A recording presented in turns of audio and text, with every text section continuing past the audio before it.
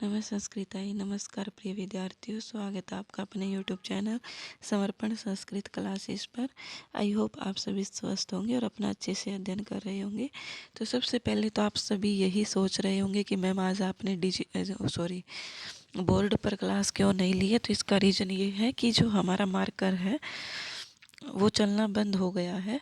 और हमारे गांव में, मैं गांव से बिलोंग करती हूँ, तो हमारे गांव में मार्कर मिला नहीं है, इसलिए मुझे बाहर शहर से मंगवाना पड़ेगा। तो शहर से मंगवाने के लिए आज शाम का समय लग सकता है। तो हम जो है कल फिर से अपनी क्लास को वापस बोर्ड पर ही रिकॉर्ड करेंगे। तो आज के लिए थोड़ा सा एडजस्ट कर लीजिए। मैंने सोचा कि इतना टाइम आपका बर्बाद ना किया जाए, इसलिए मैंने यहाँ पर ही आपकी क्लास लेना ठीक समझा, क्योंकि हमें सिर्फ कंटेंट से मतलब होता है, फिर वो चाहे आपको बोर्ड पर करवाया जाए या फिर आपको यहाँ पर। तो हम करते हैं शुरू। आज का हमारी जो क्लास है वो संधि का पार्ट 5 है, जिसमें हम प्रकृति भाव संधि पढ़ेंगे, जैसा कि आप सभी देख सकते हैं। लेकिन प्रकृति भाव संधि को शुरू करने से पहले दो इम्पोर्टेंट सूत्र है जो हमारे सिलेबस में लगे हुए हैं, लेकिन अभी तक हमारी किसी भी संधि में वो नहीं आए हैं। तो सबसे पहला हमारा जो सूत्र है, सूत्र का नाम है अचो अत्यादि टी। क्या है सूत्र?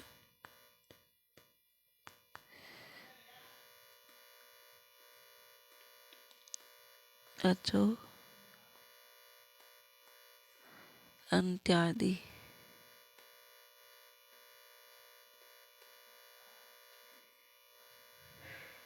टी। तो ये जो सूत्र है, ये सूत्र क्या करता है? टी संज्ञा सूत्र है। क्या है ये? टी संज्ञा सूत्र।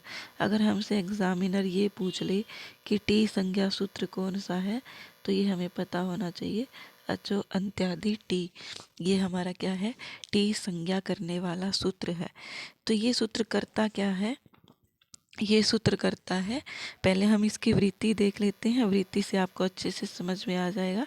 इसकी वृत्ति है अचाम मध्य, अचाम मध्य यो अंत्य है, यो अंत्य है,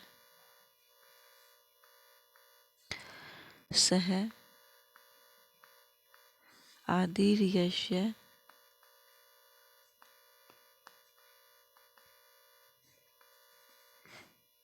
तट्टी संगम शात।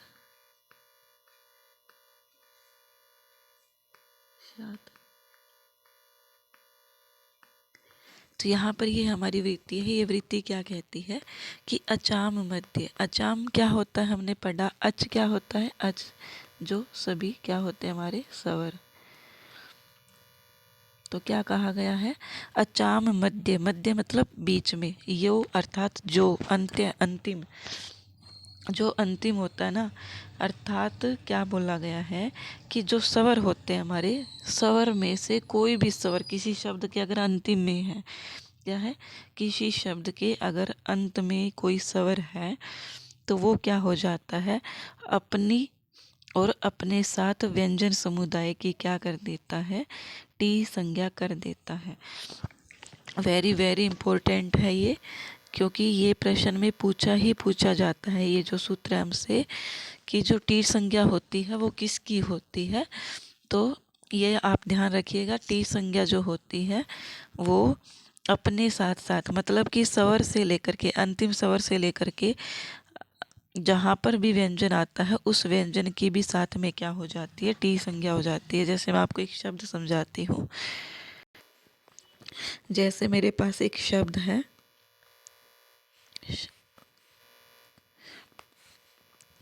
मनीषा। मनीषा, तो अगर हम इसका विच्छेद करते हैं तो ये क्या बन जाएगा? मनस प्लस ईशा। क्या बन जाएगा? मनस प्लस ईशा। तो ये हमारा शब्द बन जाता है। अब हमें यहाँ पर क्या करना है? इसकी टी संज्ञा करनी है। किसकी होगी टी संज्ञा? मनस शब्द की। कैसे होगी? देखो, यहाँ पर मनुष्य शब्द है। मनुष्य शब्द का पहले मैं विग्रह करती हूँ तो हमारे पास अक्षर आते हैं मैं प्लस ए प्लस ने प्लस ए प्लस से। ये हमारे पास इसका विग्रह आ जाता है। मनस इस प्रकार से इसका विग्रह होता है। तो यहाँ पर जो हमारा जो सूत्र है वो क्या कहता है कि अचाम मध्य। अचाम मध्य मीन्स कि स्वरों के बीच में। स्वरों के बीच में क्या है यहाँ पर ए है। यहाँ पर स्वर हमारे पास जो स्वर है वो क्या है ए। और क्या बोला गया है जो अंतिम है, अर्थात अंतिम में यही स्वर है, कोई और स्वर नहीं गिना जाएगा। अंतिम पूछा गया है। स के बाद तो कोई स्वर नहीं आ रहा है हमारे पास। तो यहाँ पर अंतिम जो स्वर है वो क्या है हमारे पास ए है। क्या है ए। स अर्थात वह कौन, वह जो स्वर है वह। आदि यश, आदि अर्थात आदि, और यश जिसके है, जिसके आदि में है उसकी और इसकी स की क्या करवाता है टी संज्ञा करवाता है। मीन्स कि यहाँ पर कहने का अभिप्राय क्या है ये समझिए आप एक बार, कि जो टी संज्ञा होती है ना, टी संज्ञा अंतिम अक्षर से जहाँ पर भी हमारा स्वर शुरू हो रहा है उसकी ही टी संज्ञा होती है। किसकी होती है, उसकी ही टी संज्ञा होती है। तो यहाँ पर ए हमारा अंतिम ये है तो इसके बाद से आने वाला है, इसकी भी टी संज्ञा हो जाएगी। क्या हो जाएगी, टी संज्ञा। और टी संज्ञा का जो फल होता है वो क्या होता है हमारा, टी संज्ञा क्या होता है, टी संज्ञा का फल जो होता है वो लोप हो जाता है। जैसे मान लीजिए किसी सूत्र में हमने इत संज्ञा सूत्र पढ़े थे, तो इत संज्ञा में हम क्या कर रहे थे, पहले किसी चीज़ की इत संज्ञा कर रहे थे, उसके बाद तस्य लोप ऐसे उसका लोप कर रहे थे। इसी प्रकार से इस सूत्र में होगा कि पहले इसमें टी संज्ञा होगी और फिर उसका तस्य लोप ऐसे लोप हो जाएगा। तो यहाँ पर मनुष्य शब्द से नहीं समझ में आया है तो हम एक उदाहरण और देखते हैं। आप कोई भी शब्द ले सकते हैं, जैसे मैं लेती हूँ यहाँ पर, मैं कौमुदी का ही उठा लेती हूँ। मेरे पास है एक शब्द, जैसे यहाँ पर है शकंदू। क्या है, शकंदू। शकंदू। तो ये जो शब्द है ये इसका जो विग्रह वो किस प्रकार से हुआ है, शक प्लस अंधु। तो यहाँ पर देखो कि यहाँ पर जो क है ये क हलंत नहीं है। इट मीन्स कि इसके अंदर ए है। तो यहाँ पर अगर मैं शक का विग्रह करती हूँ तो वो कैसे बनेगा, से प्लस ए प्लस क प्लस ए। तो यहाँ पर हमारा जो सूत्र है वो क्या कहता है, अंतिम सूत्र होना चाहिए, अंतिम स्वर होना चाहिए। तो हमारे पास अंतिम स्वर यहाँ पर क्या आ रहा है, अंतिम स्वर आ रहा है हमारे पास ए। और ए के बाद यहाँ पर आप देख रहे हो सक शब्द के बाद कुछ भी नहीं है, कोई भी वर्ण नहीं आया है। तो यहाँ पर टी संज्ञा किसकी होगी, सिर्फ और सिर्फ ए की होगी। किसकी होगी, ए की। और इसका टी संज्ञा होने के बाद तस्य लोप ऐसे लोप हो जाएगा। और यहाँ पर क्या बन जाएगा, फिर हमारे पास शेष क्या रह जाएगा, शकंदू। अगर वैसे हम इसको शकंदू इसी प्रकार से बनाते तो इसमें क्या हो जाती, दीर्घ संधि हो जाती। क्योंकि आप सभी ने पढ़ा है ए प्लस ए मिल करके क्या बन जाते हैं, आ बन जाता है। ए प्लस ए मिल करके आ बन जाता है। तो हमें यहाँ पर क्या करना है, ए का लोप करना है। और ए का लोप किससे होगा, टी संज्ञा होकर के ए का लोप होगा। टी संज्ञा यहाँ पर हो रही है क्योंकि अंतिम स्वर है। अगर यहाँ पर कै हलंत होता, मान लीजिए मैं आपको एक फिर यही इसी सूत्र से बताती हूँ। जैसे यहाँ पर शक है, शक प्लस अंधु। तो यहाँ पर अगर हमारा जो कै है ये हलंत होता, हलंत होता मीन्स कि ये आधा हो जाता, फिर हमारा ये जो कै है ये आधा हो जाता। तो हमारी क्या होती, फिर इसका विग्रह होता से प्लस ए प्लस कै। तो ये हमारा विग्रह बनता, बस ए नहीं आता अंतिम में। अब अगर हमसे ये पूछा जाए कि शक शब्द में टी संज्ञक वर्ण कौन से हैं, तो ये हो जाएगा हमारा अक। क्योंकि अंतिम का ए उठाना है, अंतिम का ए उठाना है हमें। और अंतिम के ए से लेकर के आगे जितने भी वर्ण आ रहे हैं उसकी क्या हो जाएगी, टी संज्ञा हो जाएगी। क्या हो जाएगी, टी संज्ञा हो जाएगी। तो यहाँ पर क्या समझे आप सभी, देखो जो टी संज्ञा होती है ना वो क्या करती है, मैं लिख देती हूँ टी संज्ञा, लिख लीजिए आप भी साथ में ही। टी संज्ञा सदैव स्वर सहित व्यंजन समुदाय की होती है। किसकी होती है, व्यंजन समुदाय की होती है।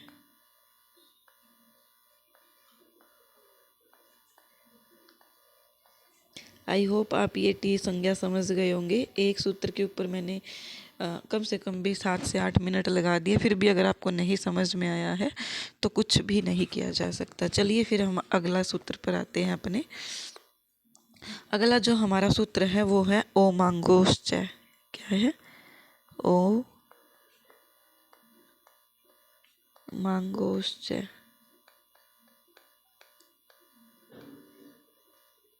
ये ग है, लिखने में थोड़ा सा ऐसे हो जाता है डिजिटल बोर्ड पे।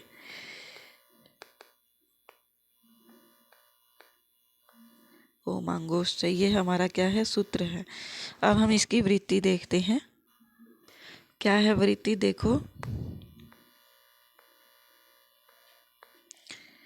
ओमी आंगी आंगी चात परे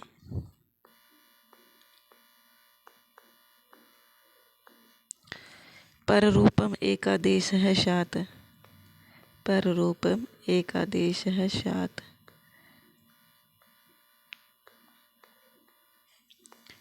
पर रूपम एकादेश है शात। तो ये क्या है, ये क्या कहता है, ओमी आंगी चात परे पर रूपम एकादेश है शात।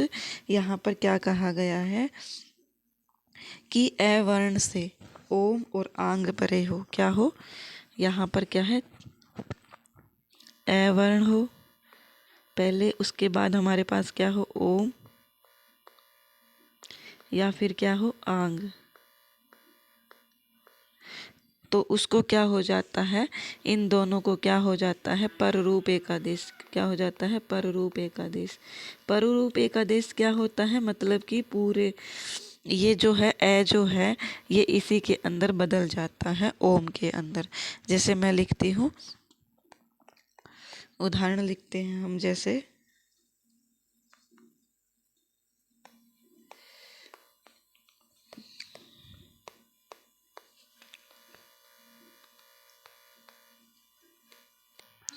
शिवाय ओम नमः, एक उदाहरण है हमारे पास, शिवाय ओम नमः।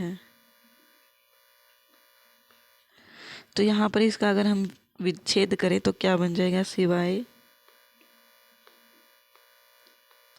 प्लस ओम नमः नमः, ये बन जाएगा। तो यहाँ पर क्या बोला गया है कि ए वर्ण हो, तो यहाँ पर आप देख सकते हैं अंतिम में क्या है, ए है। क्या है, ए, अंतिम में यहाँ पर ए है, य के अंदर ए है। इसके बाद हमारे पास क्या है, ओम। क्या है, ओम।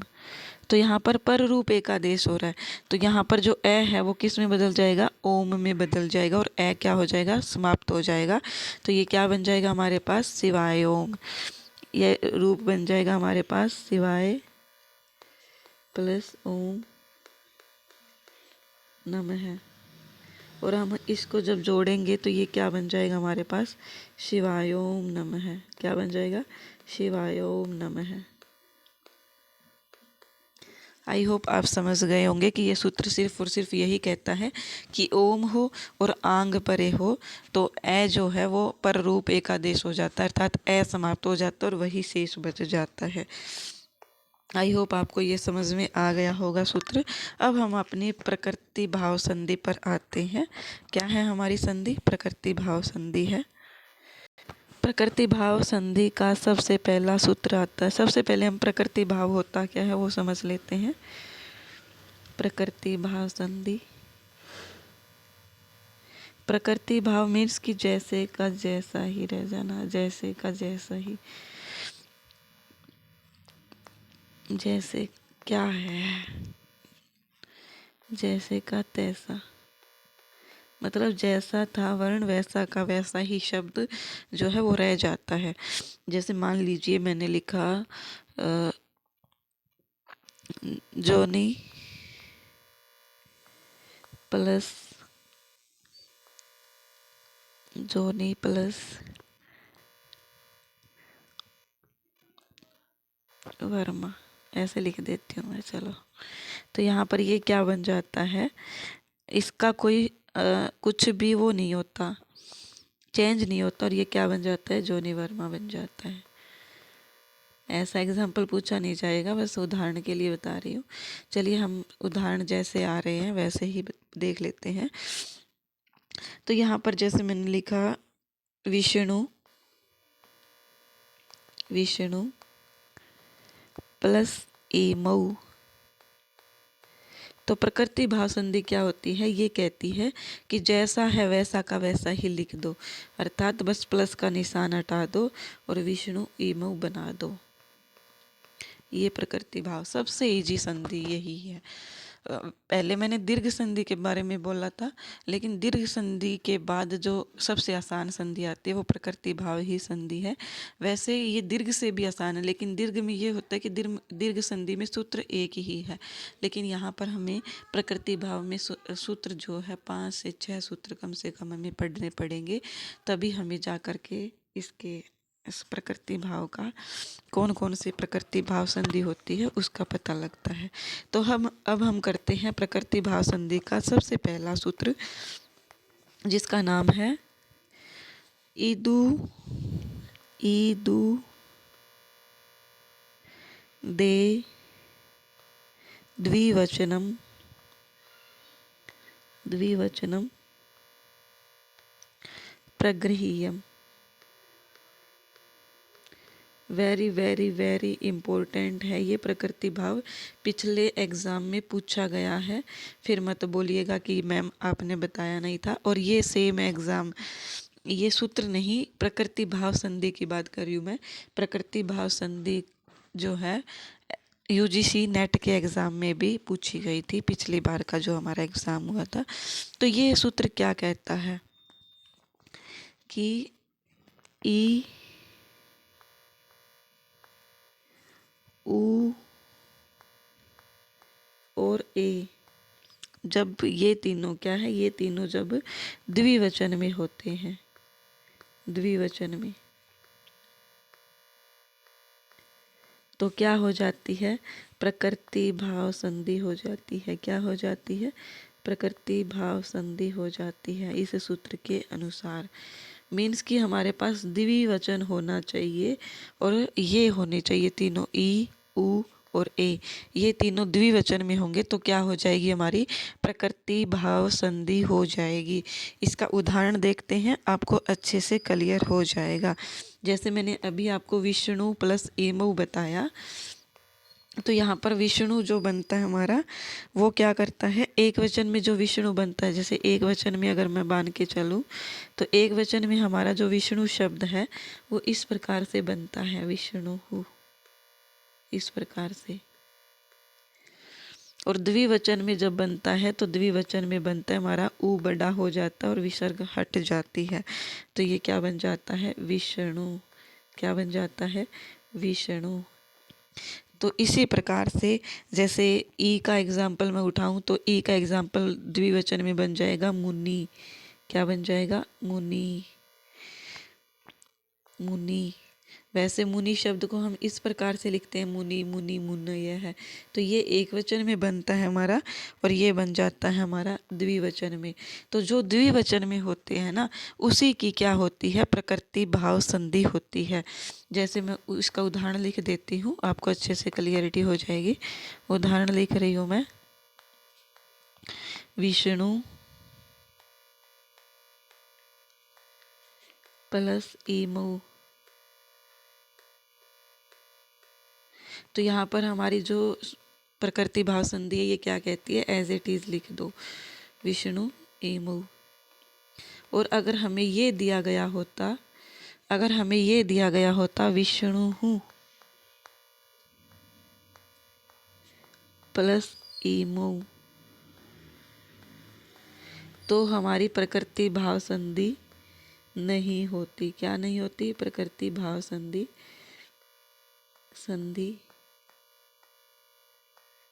नहीं होती।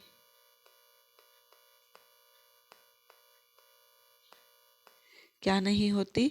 अगर ये दिया होता विष्णु प्लस ईमु तो प्रकृति भाव संधि नहीं होती। हमें द्विवचन का विशेष ध्यान रखना है। अगर शब्द द्विवचन में नहीं है तो उसमें प्रकृति भाव संधि नहीं होगी अकॉर्डिंग टू इस सूत्र के अनुसार। अर्थात इस सूत्र के अनुसार प्रकृति भाव संधि जो है वो किस में होगी? ई में, ऊ में और ए में, और वो भी तीनों किस में होने चाहिए? द्विवचन में होने चाहिए, तभी जो है इसमें संधि होगी। तो यहाँ पर हम देख लेते हैं इनका। हमने अभी ऊ का उदाहरण देख लिया, अब हम ई का और उसका देख लेते हैं।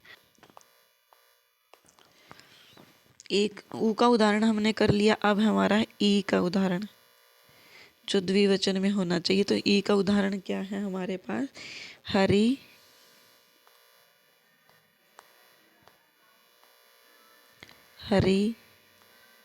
प्लस एतौ।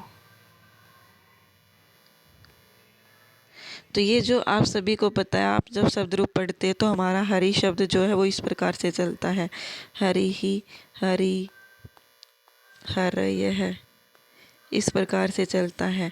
तो ये हमारा एक वचन का रूप बनता है। और द्विवचन में क्या हो जाता हमारा? द्विवचन में हमारा हरि बन जाता है। अरे मेरा दिमाग भी कहाँ चल रहा है, देखो मैं द्वितीय विभक्ति पर पहुंच गई। देखो हरि हमारा ये बन रहा है एक वचन में, और इसी प्रकार से हरि हमारा द्विवचन में बन रहा है, ये द्विवचन में। और द्विवचन में होगा तभी हमारी प्रकृति भाव संधि होगी। तो यहाँ पर देखो हरि प्लस एतौ क्या बन जाएगा? हरि एतौ बन जाएगा, प्लस का निशान हटा दिया जाएगा। इसी प्रकार से तीसरा जो उदाहरण है वो किसका है? हमारा ए का। किसका? ए का, क्योंकि तीन अक्षर पढ़े हमने ई, ऊ, ए। ई का उदाहरण हमने हरि एतौ पढ़ा, ऊ का उदाहरण हमने विष्णु ईमऊ पढ़ा, और अब हम कर रहे हैं ए का उदाहरण। तो ए का उदाहरण क्या है? गंगे प्लस अमु। क्या है? गंगे प्लस अमु। तो यहाँ पर हमारा क्या हो जाएगा? गंगे प्लस अमु। जैसे हम पढ़ते हैं, अगर आपको गंगा शब्द का शब्द रूप नहीं आता है तो आप ऐसे देखो कि गंगा के अंदर भी आकारांत है, अर्थात गंगा का लास्ट जो अक्षर है वो भी आकारांत है, और जो लता है वो भी आकारांत है। और मुझे नहीं लगता कि किसी को लता का शब्द रूप नहीं आता होगा। लता लते लतानी, लता लते लता लते लता, लताम लते लता, लतया लताभ्याम। तो इस प्रकार से यहाँ पर हमारा जो द्विवचन रूप बनता है वो क्या बन रहा है? देखो लता लते, तो ये हमारा द्विवचन रूप बन रहा है। इसी प्रकार से गंगे शब्द का द्विवचन रूप हमारा क्या है? गंगा शब्द का गंगे बन रहा है। तो यहाँ पर हमारा सही क्या हो जाएगा? गंगे अमु। क्या हो जाएगा? गंगे अमु, क्योंकि यहाँ पर प्रकृति भाव करनी है हमें। तो ये विशेष रूप से ध्यान रखिएगा कि ई होना चाहिए, ऊ होना चाहिए और ए होना चाहिए, और ये तीनों द्विवचन में होने चाहिए। तो हमारा क्या हो जाता है?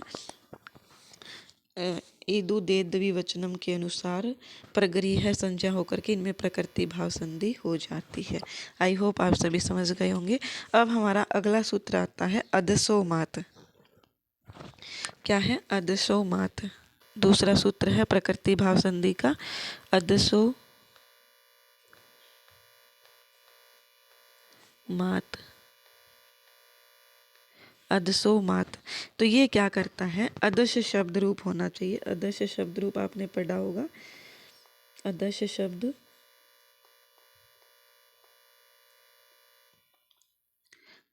में से अंत होने वाले, में से अंत होने वाले।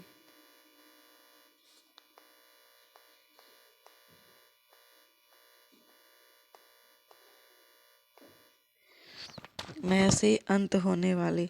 तो यहाँ पर क्या हो जाएगा हमारा, जैसे मैं से अंत होने वाले क्या है, और ये भी किस में होने चाहिए, क्या कह रहा है ये सूत्र, ये भी किस में होगा, द्विवचन में होना चाहिए हमारे पास, द्विवचन में अदश शब्द रूप होना चाहिए, और द्विवचन में ही मकारांत शब्द रूप बनता है। क्या बनता है, मकारांत। जैसे हम पढ़ते हैं अदश, अमु, अमु, मुझे इतना अच्छे से ये याद नहीं है शब्द रूप, आप देख लीजिएगा। लेकिन आपको वैसे याद करने की भी ज़रूरत नहीं है शब्द रूप की, आपको 2 ही एग्जाम्पल इसके पूछे जाते हैं, वो देख लीजिए। तो यहाँ पर अमी और अमु का ही एग्जाम्पल होता है। अदश शब्द में बस ये 2 ही होते हैं जो द्विवचन में होते हैं और मकारांत होते हैं। तो अमी का एग्जाम्पल क्या है, अमी प्लस ईशाह, ईशाह। तो यहाँ पर हमारा प्रकृति भाव होकर के क्या हो जाएगा, अमीशा। क्या हो जाएगा, अमी ईशा। वैसे इसमें अगर प्रकृति भाव संधि नहीं होती तो ये हमारी ई और ई मिल करके दीर्घ ई होकर के एक बन जाती और दीर्घ संधि हो जाती। लेकिन यहाँ पर क्या संधि होगी, प्रकृति भाव संधि होगी। क्यों होगी, क्योंकि ये अमी शब्द जो है ये मकारांत है और द्विवचन में है, तो ये अदसो मात इस सूत्र से इसमें प्रकृति भाव संधि हो जाएगी। क्या हो जाएगी, प्रकृति भाव संधि हो जाएगी।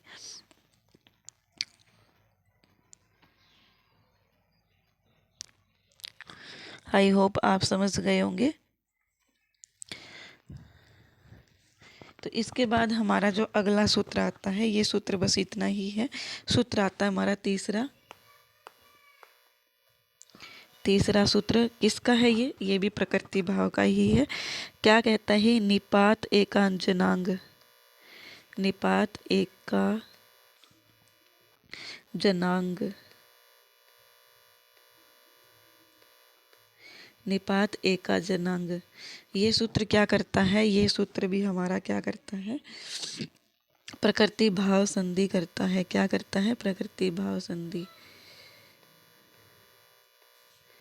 निपात आप सभी जानते ही होंगे, आपने निपात उसमें पढ़े भी होंगे, जो हमारी क्या होती है वो बुक निरुक्त के अंदर में आपने निपात देखे होंगे।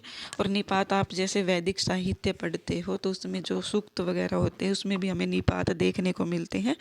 तो निपात का मतलब होता है कि एक ऐसा वर्ण जिसका अपना कोई अर्थ नहीं होता। क्या है, जिसका अपना कोई विशेष अर्थ नहीं होता, बस नाम मात्र का होता है। जैसे मैंने लिखा ई प्लस इंद्र है, तो यहाँ पर ई इंद्र है, इसी प्रकार से इसको हम लिख देंगे प्रकृति भाव संधि में। तो ये हमारा जो ई है ना, ई, ये क्या है, ये निपात है। क्या है, निपात। क्या हो गया, यहाँ पर पेन ही नहीं चल रहा। ये जो ई है ना, ये हमारी क्या है, निपात है। इसी को निपात बोलते हैं, जो एक अक्षर होता है। जैसे मैं लिखती हूँ उ प्लस उमेश है।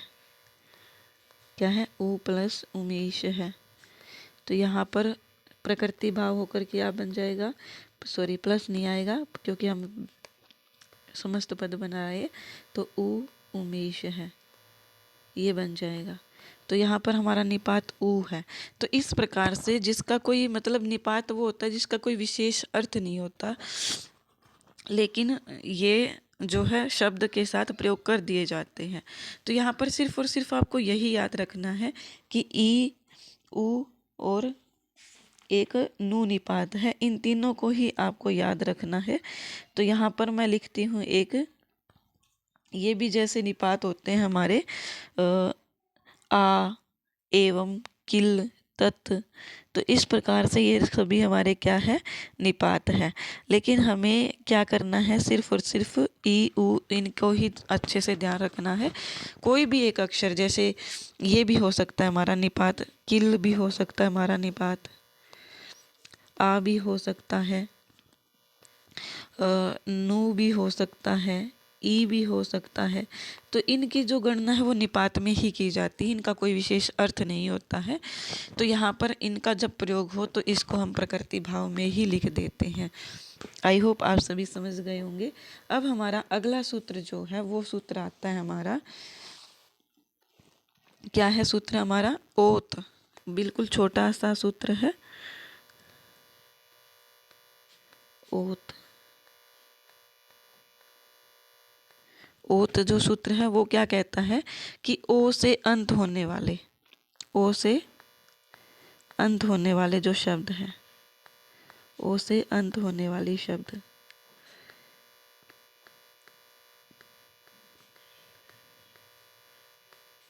तो ये क्या कहलाते हैं?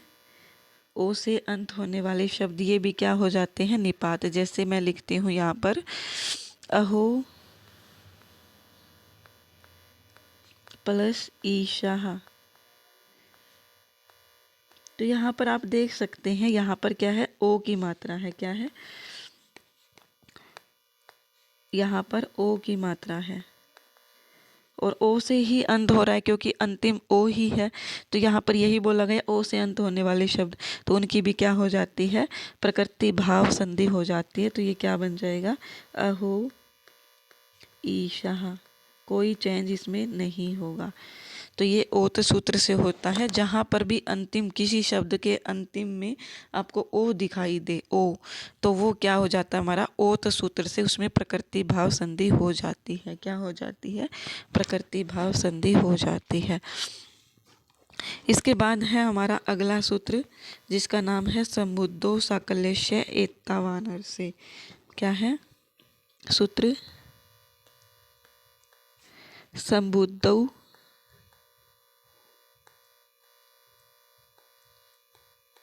और एक विशेष सूचना और प्रिय विद्यार्थियों, आज शाम तक मार्कर आ जाएगा तो मैं आपकी जो है लाइव तो नहीं बोलूँगी, लेकिन मैं आपको आज शाम को 7:30 या फिर 8 बजे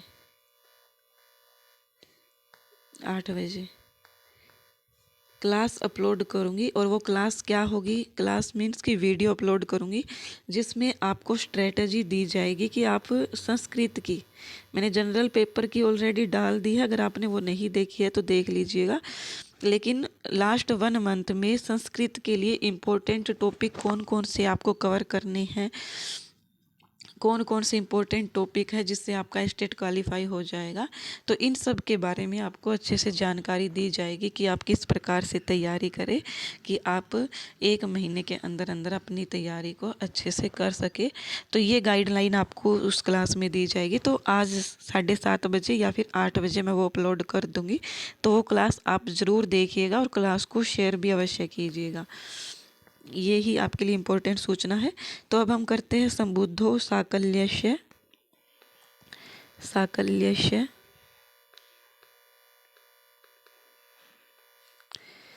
एतावानर से। तो ये जो है हमारा क्या है? सूत्र है। क्या है? सूत्र है। और ये सूत्र क्या कहता है? ये सूत्र कहता है कि संबुद्धो अर्थात संबोधन में, क्या है? संबोधन में। संबोधन आप सभी ने सुना होगा। हमने संबोधन में जैसे हम प्रथमा विभक्ति लगाते हैं तो हम किसी को संबोधन करते हैं, तो उसमें क्या होता है हमारा? ओकारांत एक शब्द होता है जिसको हम संबोधित करते हैं।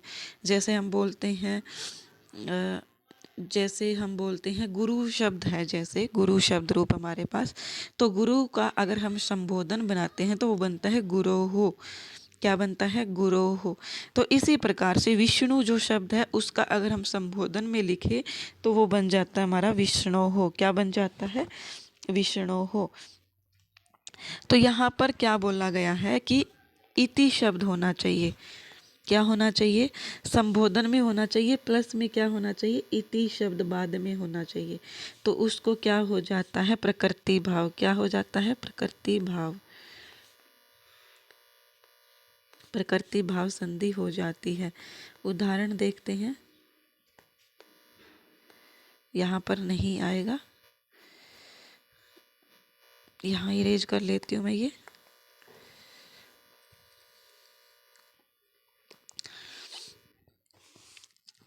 यहाँ पर जो है हमने अभी क्या पढ़ा, संबोधन, संबोधन हो प्लस में क्या हो, इति शब्द हो, तो इसको दोनों को क्या हो जाता है, प्रकृति भाव संधि।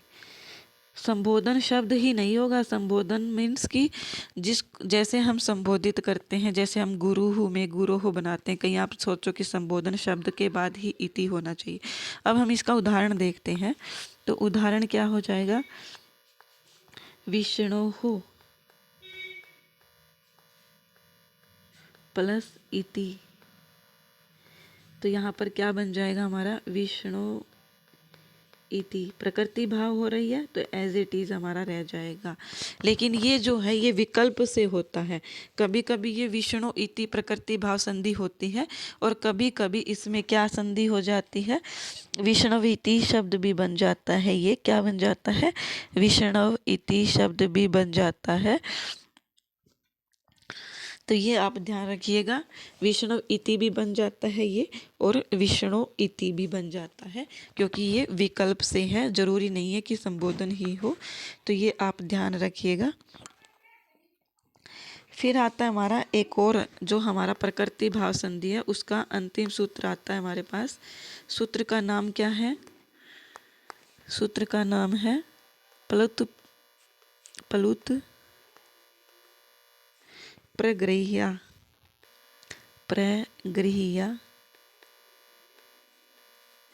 अचि नित्यम। प्लुत प्रगृह्या अचि नित्यम, ये हमारा क्या है, प्रकृति भाव संधि का ही एक सूत्र है। तो ये सूत्र भी क्या करता है, प्रकृति भाव संधि करता है। क्या करता है, प्रकृति भाव संधि। और ये सूत्र कह क्या रहा है, ये सूत्र जैसे कि आप नाम से ही देख रहे हैं, प्लुत प्रगृह्य अचि नित्यम, अर्थात प्लुत शब्द होना चाहिए हमारे पास। क्या होना चाहिए, प्लुत, और प्लस में हमारे पास क्या होना चाहिए, कोई भी स्वर हो सकता है, आगे कोई भी स्वर हो सकता है, तो वो कैसा रह जाता है, जैसे का तैसा, यथावत जिसको हम बोलते हैं संस्कृत में, अर्थात जैसा का जैसा ही रह जाता है, जैसा था। तो यहाँ पर हम उदाहरण देखते हैं इसका, प्लुत प्रगृह्य अचि नित्यम का उदाहरण क्या आ जाएगा हमारे पास,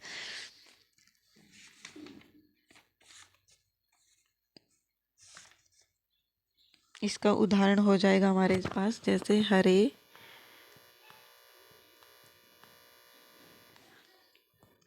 प्लस आगच्छत। तो हमारा ये सूत्र क्या कह रहा था कि हमारे पास क्या होना चाहिए, प्लुत। तो यहाँ पर प्लुत आप देखकर ही पहचान रहे होंगे, प्लुत हमारा ये हो गया, और ए यहाँ पर स्वर हो गया, तो ये क्या रह जाता है, यथावत, मीन्स कि ये ऐसे का ऐसा ही रह जाएगा, और वो क्या बन जाएगा, हरे और आगच्छत, बस प्लस का निशान हटा दिया जाएगा। तो ये हमारा प्लुत प्रक्रिया ची नित्यम से, जहाँ पर भी आपको प्लुत का चिन्ह दिखाई दे समझ लेना कि प्लुत प्रक्रिया ची नित्यम से यहाँ पर प्रकृति भाव संधि हो गई है।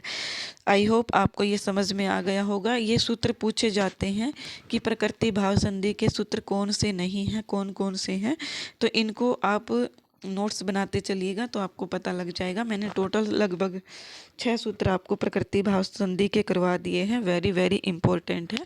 और यहाँ पर हमारी प्रकृति भाव संधि समाप्त हो जाती है। क्लास को शेयर करना मत भूलिएगा। धन्यवाद।